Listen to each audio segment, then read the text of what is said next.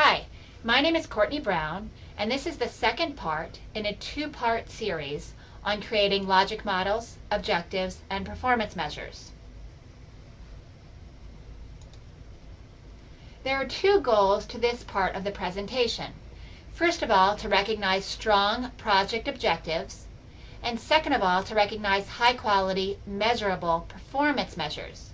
Using both of these, you should be able to create your own project objectives and performance measures for your project.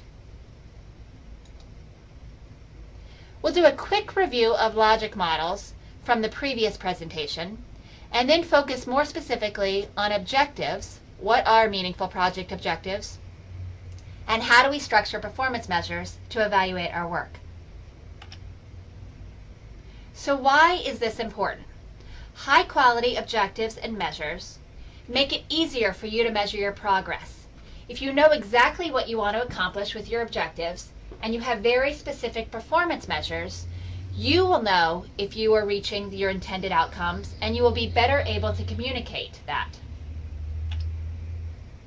It allows you to report progress easily and quantitatively on your annual performance report. It allows the education staff to gather evidence across all projects to determine program effectiveness. And it just makes your life a whole lot easier. So first of all, what is a logic model? A logic model is a simplified picture of what your program is trying to accomplish.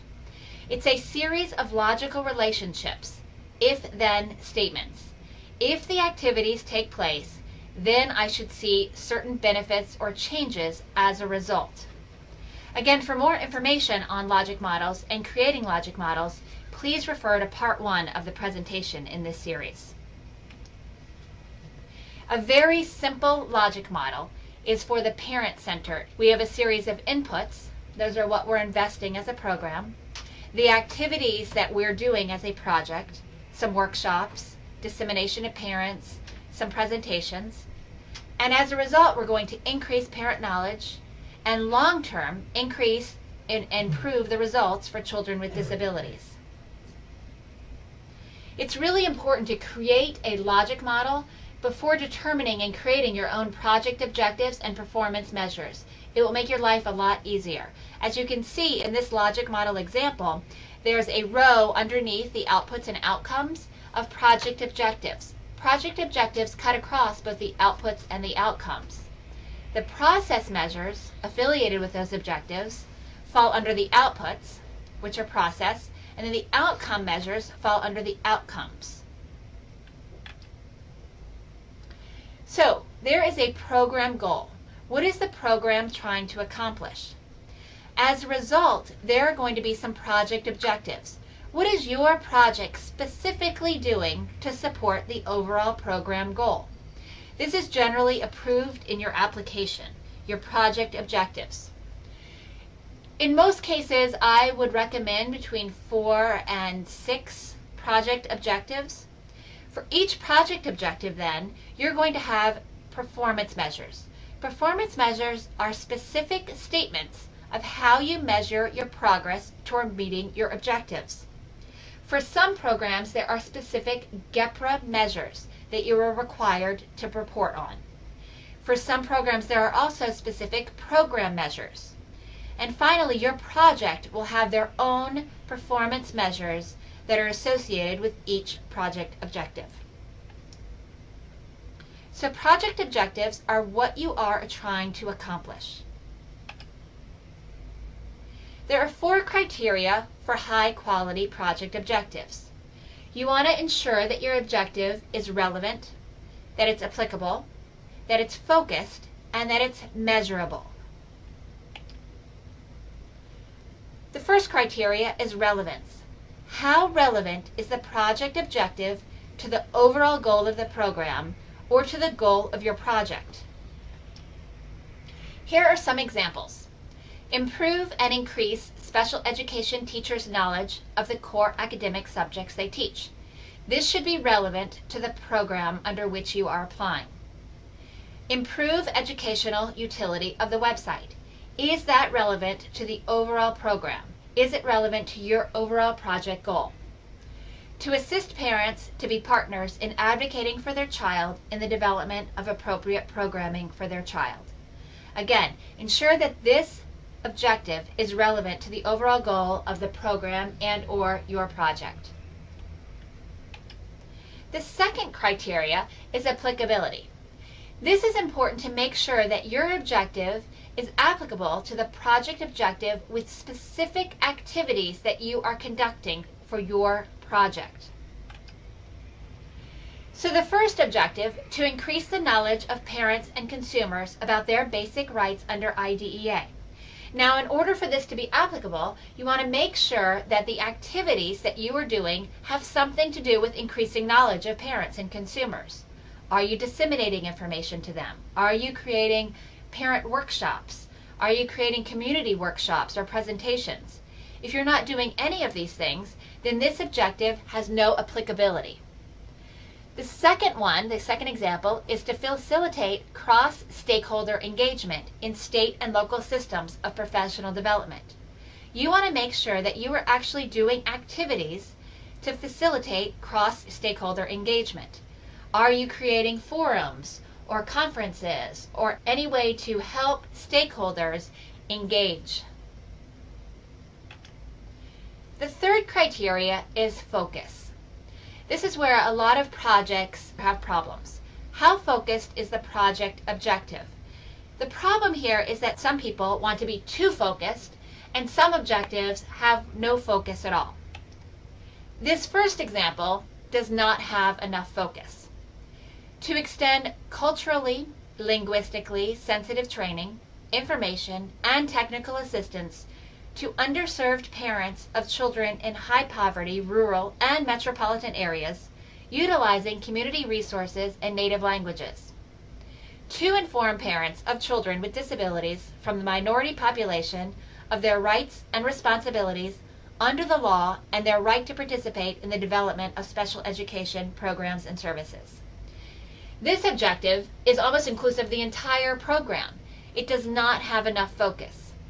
If you think that for every program objective you're going to have to create a series of performance measures, you can just imagine with all the concepts that are occurring in this one objective, you would have to have 30 performance measures at least to measure the extent to which you're accomplishing this objective.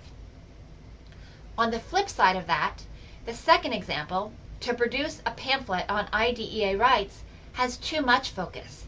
This is simply an activity. It's not an objective. The fourth criteria is measurability. Are there concepts in the project objectives that lend themselves to measurement? And if so, is the measurement even feasible? So the first example, to increase the sustainability of the professional development model. This could be conceptually very hard to measure. It's conceptually hard to measure increasing the sustainability of something. Not impossible, but you need to be very careful in how you plan to measure it. The second example, to build a professional collaborative culture. How could you measure that? Again, a professional collaborative culture is one of those concepts that's conceptually very hard to measure. Not impossible, but you need to be very careful in how you plan to measure it. The third example might not be feasible to measure. To increase community awareness. Is it feasible for you to measure the entire community and determine how aware they are of the program? Once again, not impossible, but you need to be very careful in how you measure it. So putting it together, let's look at a few examples to see how they are relevant, applicable, focused, and measurable. The first one, identify, develop, document, and replicate the implementation of an innovative preparation curriculum that meets teachers' needs and interests and promotes teacher retention. Again, I can see at least 7 different areas that you would need to evaluate. So this particular example lacks a great deal of focus. It's probably very relevant to the program, and it's hard to tell here without looking at the activities that are associated with it, but we can assume that they are doing some activities related to identifying and documenting and replicating. As I said, the main area of issues were focus And as a result, since there is lack of focus here, it's very difficult to fully measure this objective. The second example, evaluate the website. The first problem with this objective is it is an administrative task. This is beyond the scope of what the program is doing. It's an evaluation of that project, which goes above and beyond the actual outcomes and purposes of the program. So for that reason, it is not an objective. You can also look at the relevance, applicability, focused, and measurability and see that it lacks in those also. It's not really relevant to the project to do evaluation. That's aside from the project. You're doing the evaluation to make sure that you're doing what you said you were going to do in your project. If we continue down the list of criteria, is it applicable? Well, you should be evaluating the website, but again, this is an administrative task, not a project task.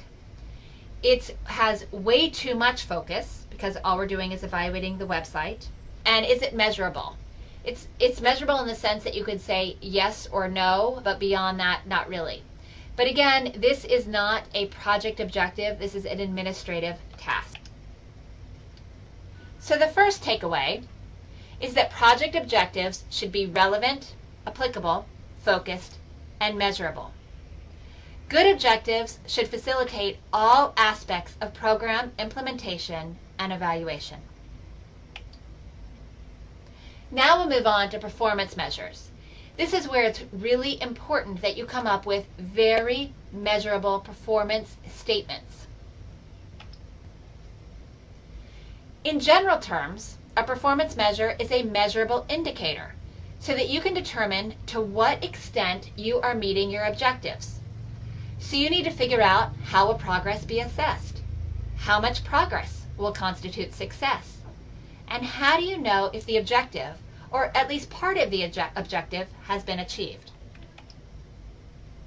Again, for each objective that you should have a series of performance measures. I would recommend between 2 and 5, just to keep everything manageable. There are a number of different types of performance measures. GEPRA measures are those established for reporting to Congress under the Government Performance and Results Act. Each program has their own series of GEPRA measures that you must report on. In addition, some programs have their own measures. These again are measures established by the program office for this particular grant competition. So refer to your own program to determine what the GEPRA measures are, as well as what the program measures are that you will be required to respond to. Finally, your own project should establish your own project measures to make sure that you are meeting your project objectives. So when you come up with a project performance measure, there are a number of different ways you can write it. You can measure achievement or accomplishment straight out. You could measure change in achievement or accomplishment. Or you could measure achievement or accomplishment when compared to other students, other schools, other teachers. So the first example is a performance measure with straight out achievement accomplishment. 90% of those teachers completing the PD-funded degree certification program will be working in the area in which they were trained within 1 year of program completion. The accomplishment is that 90% will complete. The second one is a change in achievement or accomplishment. Parents receiving PTI services will report an increase in knowledge of IDEA rights and responsibilities following receipt of services as reported on the program evaluation form. So the change here is an increase in knowledge. The final way is through a comparison. By the second year of the grant, a greater percentage of teachers participating in the PD-funded training program will be knowledgeable and skilled in evidence-based practices than those teachers not participating. These are for the cases where you might have a comparison group. Some of you who may have established an experimental design or a quasi-experimental design where you have a treatment and a control group. So when you're looking at a performance measures, as with our project objectives, we also have 4 criteria necessary to ensure a good performance measure. The first one is what will change. The second is how much change you expect, who will achieve the change, and when the change will take place. Each performance measure should include all 4 of these components. So for example, 80% of the 55 organizational partners will indicate that the unified partnership design is useful, relevant, and of high quality on the second year follow-up survey. As you can see, we have the how much, 80%. Our who are the 55 organizational partners. Our what is that they are indicating useful, relevant, and high quality. And by when. We expect to see this change on the second year follow-up survey.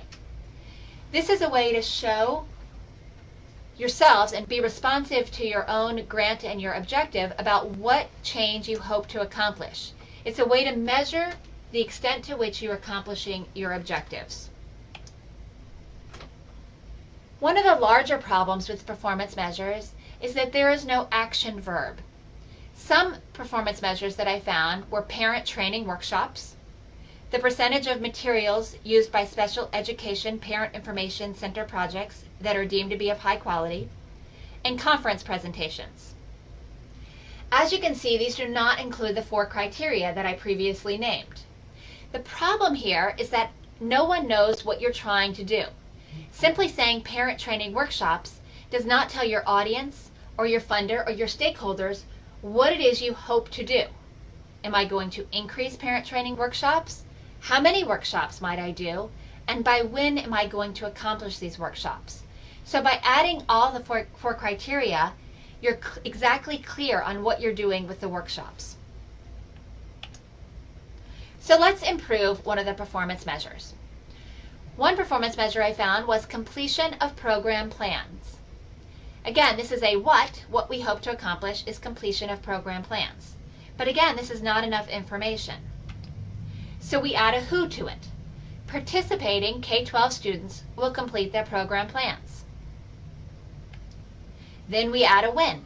Within 1 year, participating K-12 students will complete their program plans. Finally, we need to add the how many. How many K-12 students do we hope to accomplish this? So we now have, within 1 year, 85% of participating K-12 students will complete their program plans. You're very clear here when you hope to see this change and what change you hope to see. Here's another example. Number of parents who review the new website will report that it is useful. Here's a great example where we have 2 of the components, who and what. However, we're missing 2 of the essential components to know when we hope to see this change and by how much we hope to see this change. So now we hope to see at least 85% of parents who review the new website will report that it's useful. But when do we hope to see that change?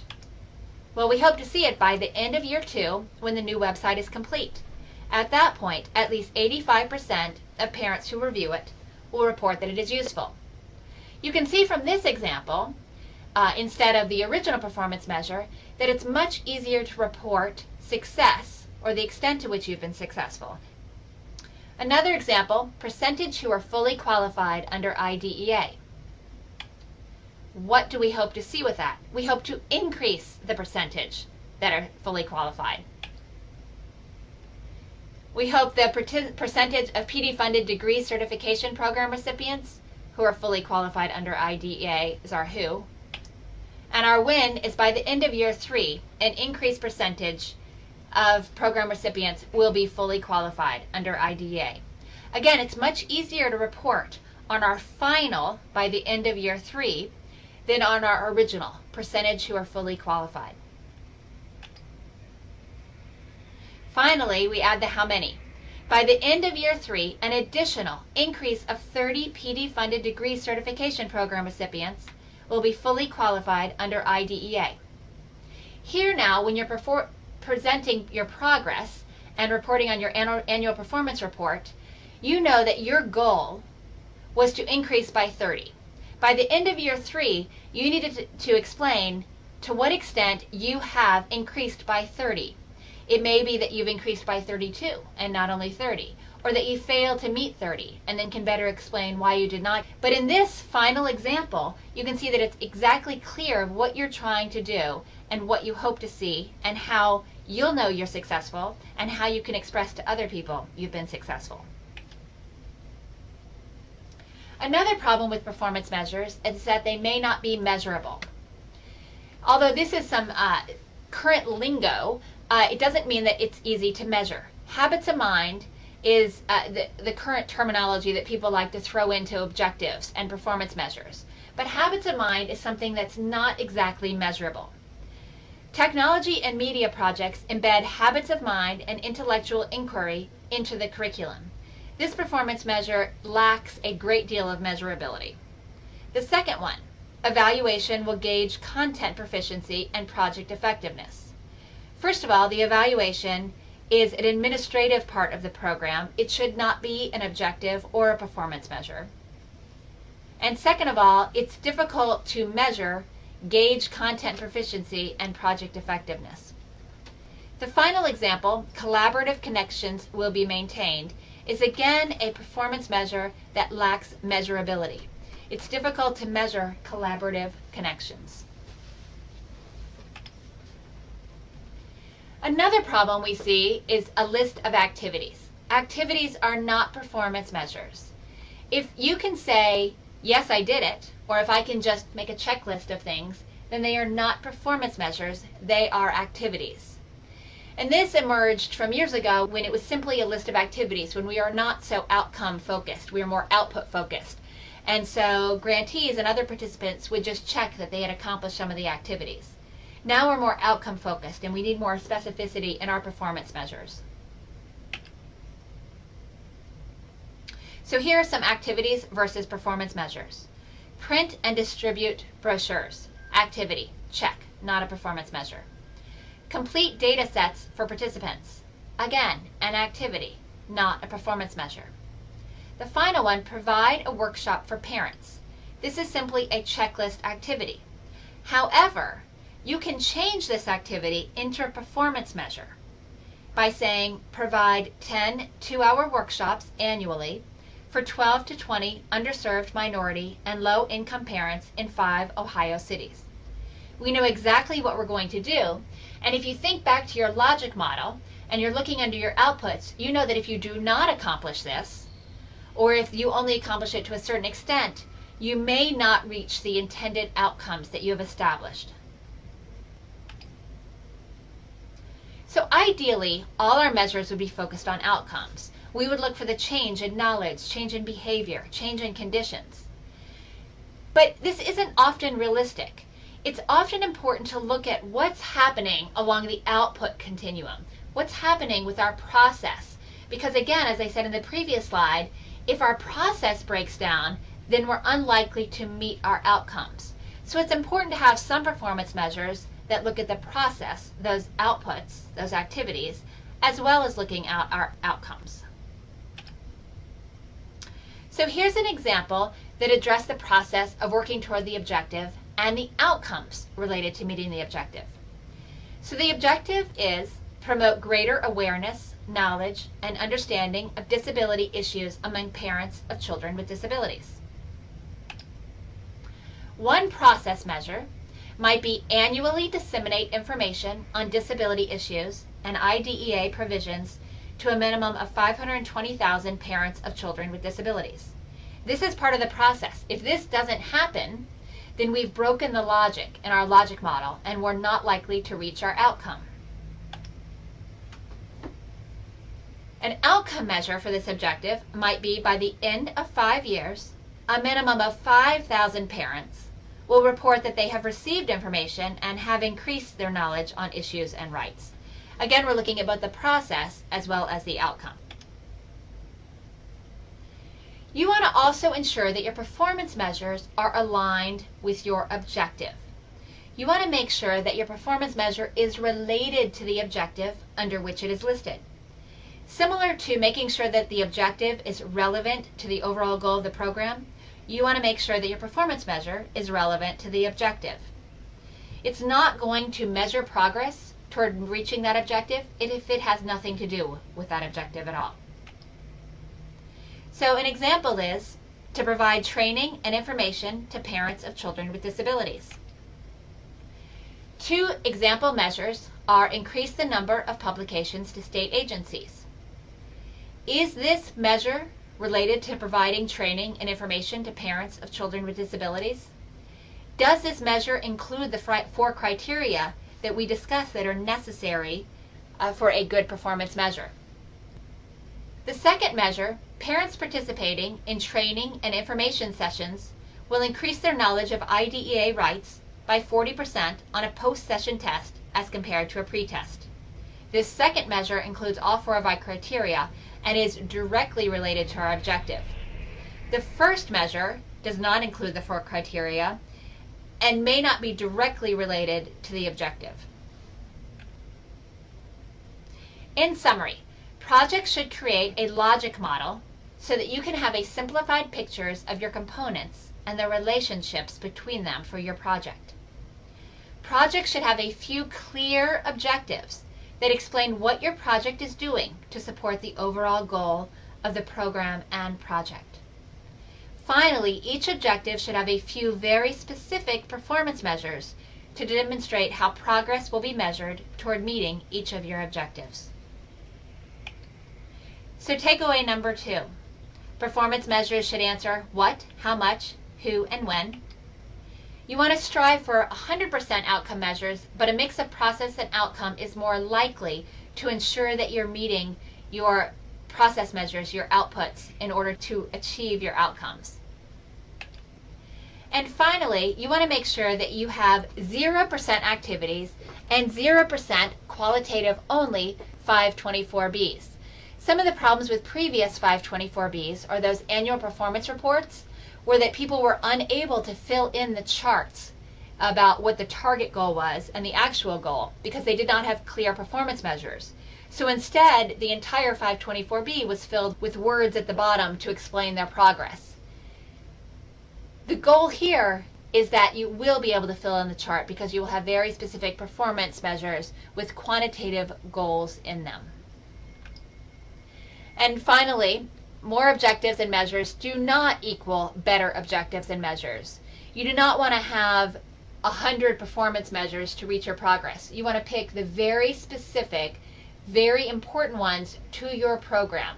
Quality is much better than quantity.